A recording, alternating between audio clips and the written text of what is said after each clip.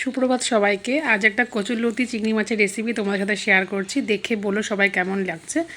লতিটার মধ্যে সর্ষের তেল, জিরা, শুকনো লঙ্কা, সর্ষে বাটা, সামান্য নুন, হলুদ, সামান্য একটু মিষ্টি দিয়ে ভালো করে মেখে কিছুক্ষণ রেখে দেবে। ওই 10-15 মিনিট রাখলেই হবে।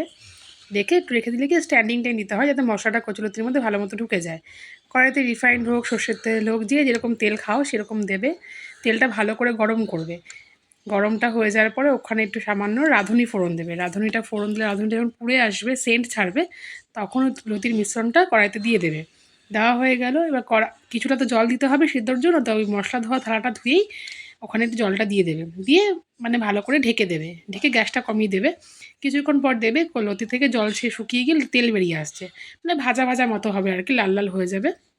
যখন দেখবে ভাজা ভাজা হয়ে গেছে, কড়াইতে লেগে যাচ্ছে নিচে, তখন এটাকে ভালো করে নাড়িয়ে চাড়িয়ে একটু হাই হিটে ভালো করে ভাজবে। ভাজতে সিদ্ধ খুন্তি দিয়ে দেখবে যে লতি সিদ্ধ হয়ে গেছে, তারপর আস্তে করে ওটাকে নামিয়ে দেবেন। নামিয়ে দিয়ে দুপুরবেলা গরম গরম ভাতের সাথে চিংড়ি মাছ দিয়ে কচুরলতি কেমন লাগলো বন্ধুরা, আমাকে কিন্তু অবশ্যই কমেন্টস করে জানাবে। আর বানিয়ে খেয়ে বলো কেমন হয়েছে আমার কচুরলতি আর চিংড়ি মাছের রেসিপিটা। অপেক্ষায় রইলাম কমেন্টসে।